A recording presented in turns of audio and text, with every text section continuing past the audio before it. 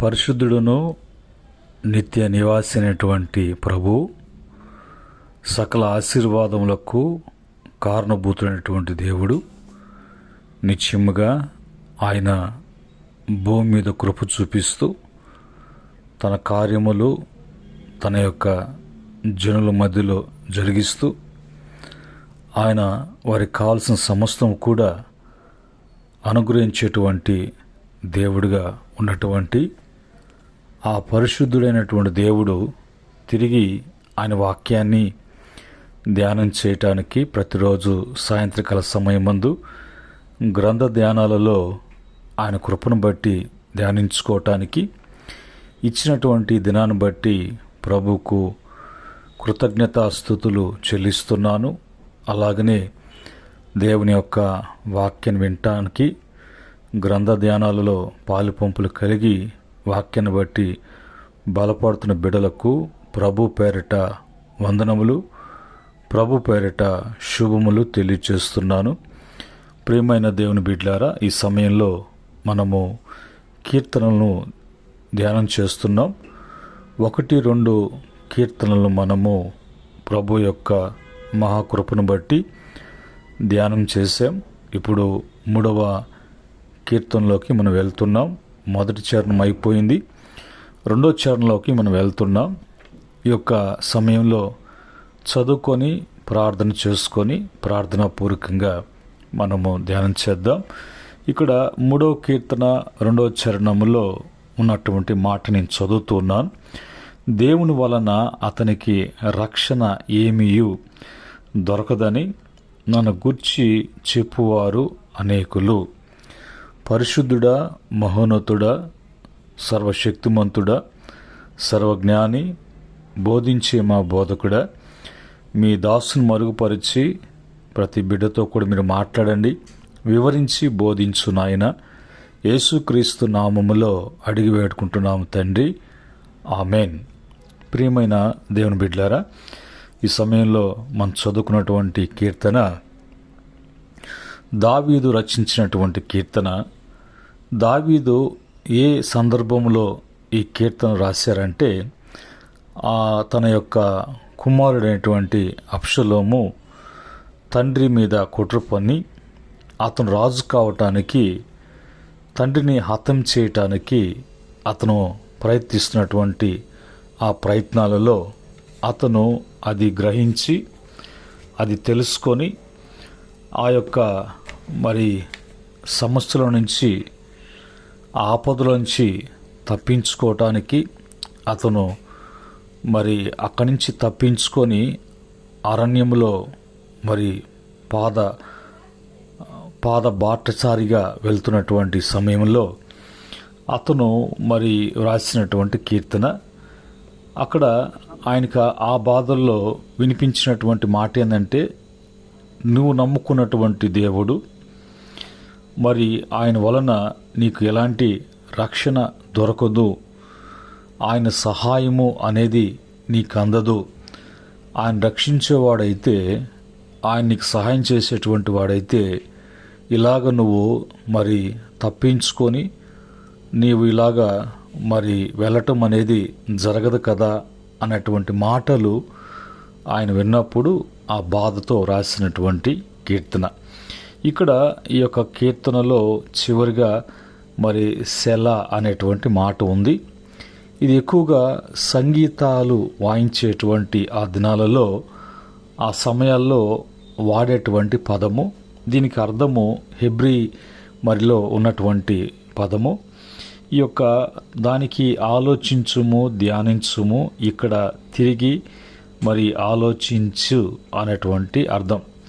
సంగీతం వాయించేటప్పుడు, వాయించక ముందు, ఆ తర్వాత వాయిస్తున్నప్పుడు మధ్యలో వాళ్ళు ఆ ఇన్స్ట్రుమెంట్లని ఆ విధంగా వాళ్ళు ఉపయోగిస్తున్నప్పుడు అక్కడ ఆగు, నిదానించు, చూడు అన్నట్టుగా ఆ యొక్క అన్ని అర్థాలు వచ్చేటువంటి పదము సెల. బైబిల్లో 70 సార్లు వ్రాసినట్లుగా మనం చూడగలం. అయితే ఈరోజు దేవుని యొద్దనే దొరకాలి. ఎందుకంటే ఆయనే సమస్తం కూడా ఇవ్వాలి. ఆయన ఇవ్వకుండా ఏది కూడా మనకు దొరకదు, దక్కించుకోలేం. ప్రయత్నం చేసినా కూడా వ్యర్థమే. ఒకేలా మరి తెగించి వాటి విషయంలో ఏదో సాహసిస్తే చివరికి అనేక నష్టాలు, కష్టాలు, బాధలు కొని తెచ్చుకోవాల్సి వస్తుంది. అయితే ఈరోజు బైబిల్ నుంచి మనము మరి చూసినప్పుడు కొన్ని మాటలు, మరి దేవుని వద్ద నుంచి దొరకాలి అంటే ఏం చేయాలి, మరి దేవుని వద్ద నుంచి దొరకలేదు అనటానికి కారణాలేంటి, మన జీవితంలో దేవుని వద్ద నుంచే మనకి దొరకాలి అనేది మన యొక్క ఆలోచన, ఆశ. అందుకని ఆయన వైపు చూస్తాం, ఆయన యందు నమ్మిక ఉంచుతాం. అయితే ఈరోజు వాక్యంలోకి వెళ్ళినప్పుడు దొరకటానికి కారణాలేంటి అని చూసినప్పుడు సామెతల గ్రంథము 13వ అధ్యాయము 4వ వచనములో, సోమరి ఆశపడును గాని వాని ప్రాణము వలన కేమియు దొరకదు, శ్రద్ధగల వారి ప్రాణము పుష్టిగా నుండును అని రాయబడింది. ఆ సోమరి అనేటువంటి వాడు మరి ఏ పని బాట చేయకుండా మరి తినడము అనేది, తిని సుఖించటము అనేది అలవాటైనటువంటి ఆ శరీరానికి, ఆ ప్రాణానికి మరి ఏమీ కూడా దొరకదు. ఆశిస్తాడు, ఆశ కలిగి ఉంటాడు, కానీ అతని వలన ఎలాంటి ప్రయోజనాలు ఉండవు. ప్రయోజనం కొరకు ఏదో ఒకటి చేయాలి అనేటువంటి ఆలోచన ఉండదు. ఆ బద్ధకాన్ని బట్టి, సోమర్తనాన్ని బట్టి ఆ యొక్క ప్రాణానికి, అతనికి ఏమీ కూడా దొరకదు. ఒక రీజన్. రెండవదిగా చూసినప్పుడు యోబు గ్రంథము 27వ అధ్యాయము 13-14 వచనాల్లో దేవుని వలన భక్తిహీనులకు నియమింపబడిన భాగము ఇది బాధించువారు సర్వశక్తిని వలన పొందు స్వాస్యం. వారి పిల్లలు విస్తరించిన ఎడల అది ఖడ్గము చేత పడుటకే కదా. వారి సంతానమునకు చాలినంత ఆహారము దొరకదు. ఒక భక్తిహీనత బట్టి వాడికే కాకుండా మరి వారి ఇంట్లో ఉన్నటువంటి సభ్యులందరూ కూడా అది ఒక సమస్యగా మారిపోతుంది భక్తి లేకుండా. ఈ భక్తిహీనత అనేది టోటల్గా దేవుని యొక్క వాక్యానికి వ్యతిరేకముగా జీవించేటువంటి జీవితాలు కాబట్టి వారు చేసేటువంటి ప్రతిదీ కూడా దేవునికి కోపము తెప్పించేటట్లుగా, దేవుని కార్యాలు చెడగొట్టేటట్లుగా, దేవుని ఆలోచనలు, ఉద్దేశాలను పాడు చేసేటువంటి మనస్తత్వం కలిగినటువంటి వారు భక్తిహీనులు. కాబట్టి వారి యొక్క సంతానానికి కలిగేటువంటిది చివరికి వాళ్ళకి ఆహారము కూడా దక్కదు అన్నట్టుగా వాక్యం చెప్తూ ఉంది. అలాగే మరి బైబిల్లో ఇంకొక మాట చూసినప్పుడు ప్రసంగి గ్రంథము 2వ అధ్యాయము 22-23 ప్రకారంగా, సూర్యుని క్రింద నరునికి తటస్థించు ప్రయాసమంతటి చేతను వాడు తలపెట్టు కార్యాలన్నిటి చేతను వానికేమీ దొరుకుచున్నది. వాని దినములన్నీ కూడా శ్రమకరములు, వాని పాటు వ్యసనకరములు. రాత్రి అందైనను వానికి మనసునకు నెమ్మది దొరకదు, ఇది వ్యర్థమే. సూర్యుని కింద మనిషి చేసేటువంటి ప్రయత్నాలు, ప్రసంగి అంటాడు, ప్రతిది కూడా వ్యర్థము అని అంటాడు.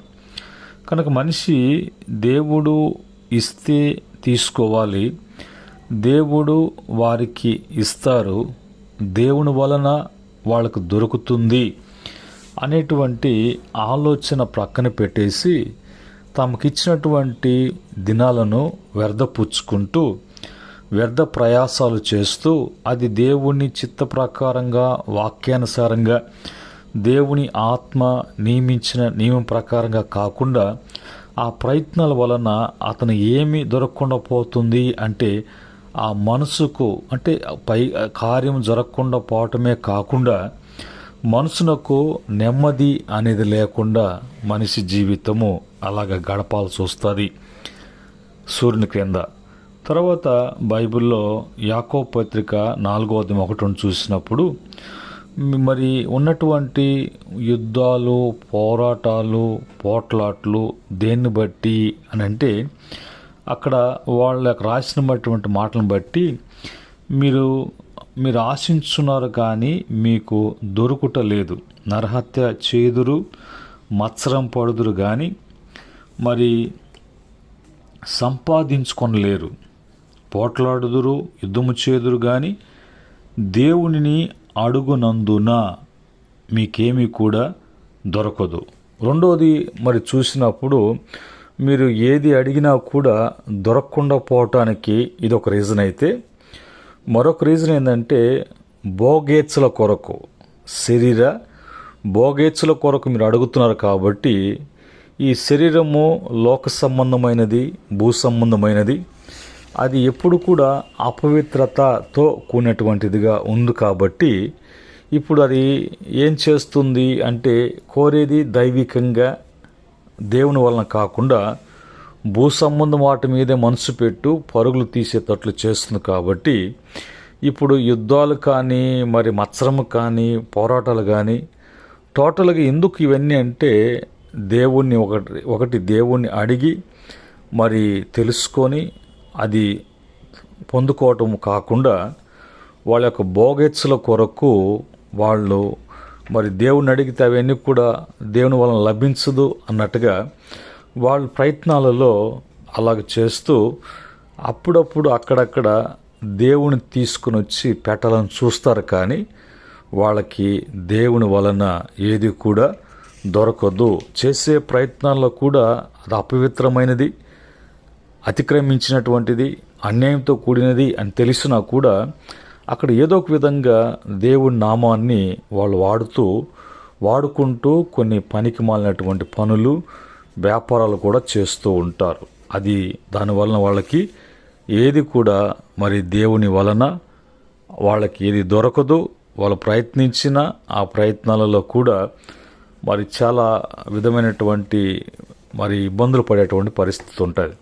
అయితే దేవుని యొద్ద నుంచి మనకు దొరకాలి అంటే దేవుడు మనం ఏది ఆశిస్తున్నామో అవన్నీ కూడా దేవుడే ఇవ్వాలి, దేవుని వలనే నాకు అవన్నీ కూడా దొరకాలి అనేటువంటి మనసున్నటువంటి వాళ్ళు ఏం చేయాలి? మత్తయి సువార్త 7:7-8 వచనాలలో అక్కడ రాయబడినటువంటి మాట, అడుగుడి మీకు ఇవ్వబడును, వెదకుడి మీకు దొరుకును, తట్టుడి మీకు తీయబడును. ఇది ఒక ప్రార్థన సూచిస్తున్నట్లుగా దేవుని అడగకుండా, దేవుని యొక్క సన్నిధిలో వెదకకుండా, దేవుని వలన అది దొరకాలి అని మరి ఆ ప్రయాసం లేకుండా మరి వేరే ప్రయాసం అంటే వేరే ఆలోచనతో ఉన్నప్పుడు అది దొరకదు. ప్రభు అడిగితే తప్పకుండా ఆయన ఇస్తాడు. రెండవ మాట మత్తయి సువార్త 11:28-29 వచ్చిన ప్రకారంగా, ప్రయాసపడి భారం మోసుకుంటున్న సమస్త జనులారా నా యొద్దకు రండి అంటాడు. అంటే ఇప్పుడు భారం అయిపోయింది ప్రయాసం. అయితే ప్రభు అంటాడు, నేను సాత్వికుడను, దీన మనసు గలవాడను గనుక మీ మీద నా కాడి ఎత్తుకొని నా యొద్ద నేర్చుకునుడి, అప్పుడు మీ ప్రాణములకు విశ్రాంతి దొరుకును.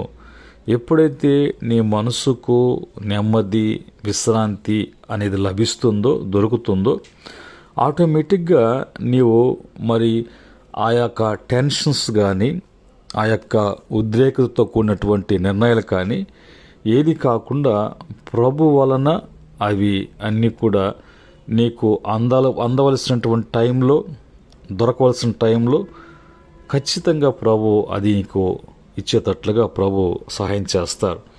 అందుకనే ప్రభు ఒక మాట అంటారు, ఏమంటారంటే యోహాను సువార్త 16:24 వచనంలో, ఇది వరకు మీరు ఏమీయూ నా పేరట అడుగులేదు, మీ సంతోషము పరిపూర్ణ మగునట్లు అడుగుడి, మీకు దొరుకును. చూడండి, మళ్ళీ ఇక్కడ అంటాడు, మీరు అడగాలి. ఎలాగ అడగాలి? నా నామములో మీరు అడగాలి, అవి మీకు దొరుకుతాయి. అలాగనే మరి బైబిల్లో చూసినప్పుడు, బైబిల్లో కొన్ని విషయాలు మనము ఆలోచన చేసినప్పుడు అక్కడ యోనా ఒక మాట అంటాడు. భక్తుడైనటువంటి యోనా అంటాడు 2వ అధ్యాయం 9వ వచనంలో, కృతజ్ఞతాస్తుతులు చెల్లించి నేను నీకు బలును అర్పింతును, నేను మ్రొక్కుకొనిన మ్రొక్కుబడుల్లో చెల్లింపక మానను, యెహోవా యొద్దనే రక్షణ దొరుకునని ప్రార్థించెను అని రాయబడింది. కనుక ఒకటి ప్రార్థన ఉండాలి, రెండోది ప్రభు యొక్క యొద్దకు రావాలి, దేవుని యొక్క నామములో అడగాలి. ప్రభు మేలు చేస్తున్నప్పుడు స్తుతి అనేది జీవితంలో ఉండాలి. అప్పుడు ప్రభు తప్పకుండా ఆయన అనుగ్రహిస్తారు.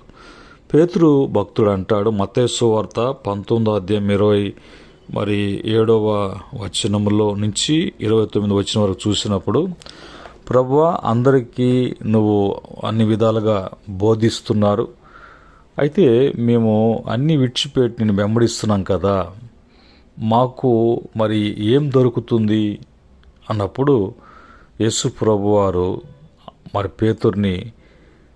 పేతురికి చెప్తున్నటువంటి మాటలు, రేపు పరలోకములో నాతో కూడా మీరు సింహాసనం మీద కూర్చొని భూలోకములో 12 గోత్రాలకు తీర్పు తీర్చేటువంటి తీర్పుర్లు మీరు.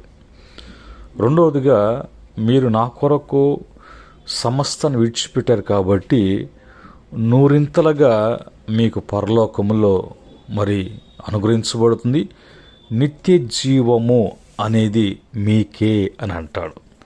చూడండి, ఈరోజు దొరకకుండా పోవటానికి ఏదేదో తిథులు, తర్వాత టయాలు, అదృష్టాలని మీద ఆధారపడుతూ ఆ కాలయాపన చేస్తూ జీవితాన్ని నష్టపరుచుకుంటూ ఉంటారు. అయితే దేవుడు చెప్పేటువంటి మాట, నీ జీవితంలో నువ్వు నన్ను అడగకుండా ఎవరిని అడిగితే ఎట్లాగా, అది నాకు నువ్వు మొరపెట్టకుండా, నీ బాధ ఏంటో ప్రార్థన ద్వారా తెలియచేయకుండా, నీవు నా యొద్దకు రాకుండా, నా యొక్క సన్నిధిలో నీవు పొందుకునేటువంటి దొరికేటువంటి మార్గం ఏంటో నువ్వు తెలుసుకోకుండా, నేను చేస్తున్నటువంటి కార్యాలు బట్టి, చేయబోతున్నటువంటి కార్యాలను బట్టి, చేసి ఉన్న కారణాలను బట్టి నీ నోట ఎప్పుడు కూడా కృతజ్ఞత స్తుతి అనేది నువ్వు కలిగి ఉండాలి అనేది ప్రభు చెప్పేటువంటి మాటలు. కనుక ఈరోజు ప్రియమైన దేవుని బిడ్డలారా, ఒకవేళ శత్రువులు మనకి మిత్రులుగా ఉంటూ శత్రుత్వము వాళ్ళు కలిగినటువంటి వారుగా ఉన్నవాళ్ళు వారి నోటికి వచ్చినట్లుగా వాళ్ళు మాట్లాడతారు. ఎందుకంటే వాళ్ళకి దేవుని గూర్చినటువంటి అవగాహన, దేవుని యొక్క భయము వారి యొక్క హృదయాలలో లేవు కాబట్టి ఆ నోరు అనేది వారికి, ఆ నాలుకకు నరం లేనటువంటి నాలుక ఎన్నైనా మాట్లాడుతుంది అన్నట్టుగా మాట్లాడతారు. అయితే మనం విశ్వసించినటువంటి, మనం ఆరాధిస్తున్నటువంటి మన ఆరాధ దైవమైనటువంటి దేవుడు ఎప్పుడు కూడా మనలను ఆయన విడిచిపెట్టేటువంటి దేవుడు కాదు. ఈ మాటలను బట్టి మనము ప్రభు వైపు చూద్దాం, ప్రభుని అడగతాం, అది యేసునామములో అడగదాం. అలాగా ప్రభు చేసిన మట్లు ప్రభుని స్తుతిద్దాం. ప్రతి విషయంలో కూడా భారము మందు కాకుండా ఆయనకు అప్పగించుకున్నప్పుడు ఆ భారము అనేది తీసివేసి ప్రభుని జీవితాలలో నెమ్మది అనేది అనుగ్రహిస్తారు. ఇటు స్థితి దేవుడు ప్రతి బిడ్డ కూడా అనుగ్రహించునుగాక. ఆమెన్. కృపగల తండ్రి, దాయగలిగినటువంటి ప్రభ, నీ మాటలను బట్టి స్తుతిస్తున్నాం. ప్రతి బిడ్డ కూడా నిరుత్సాహము అనేది, నిస్పృహ అనేది, సోలిపోవటం అనేది, దిగజారిపోవటం అనేది, తొట్టెలటం అనేది, వెనక తిరగటం అనేది కారణం ఏంటి? అలా కాకుండా నాయన విశ్వాసకర్త కొనసాగించు. యేసు వైపు చూస్తూ మేము ముందుకు పోవాలి. మా జీవితాలలో దేవుని గురించినటువంటి గొప్ప కార్యాలు మేము మా జీవితంలో జరగాలి, ఆయన జరిగించాలి, అలాగే మేము కలిగి ఉండాలి అన్నప్పుడు ఏం చేయాలో మీరు మాట్లాడారు. ఈ మాటల బిడ్డలకు ధైర్యపరచడానికి, వాళ్ళని ప్రోత్సహించడానికి, ప్రోత్సాహకరంగా ఇంకా భక్తి జీవితంలో అంతకంతకి వృద్ధి చెందటానికి మీ యొద్ద నుంచి కలిగేటువంటి ప్రతి మేలు కూడా వాళ్ళు పోగొట్టుకోకుండా దొరికినట్లుగా సాయం చేయమని యేసుక్రీస్తు నామములో అడిగి వేడుకుంటున్నాము తండ్రి, ఆమేన్. పరమందు తండ్రి ప్రేమ, కుమారుని కృప, పరిశుద్ధాత్మ యొక్క సహవాసం మాటలు వింటున్న బిడ్డలకును సకల పరిశుద్ధులకును ఆయన దాసులకును సదా తోడే నడిపించునుగాక. ఆమేన్.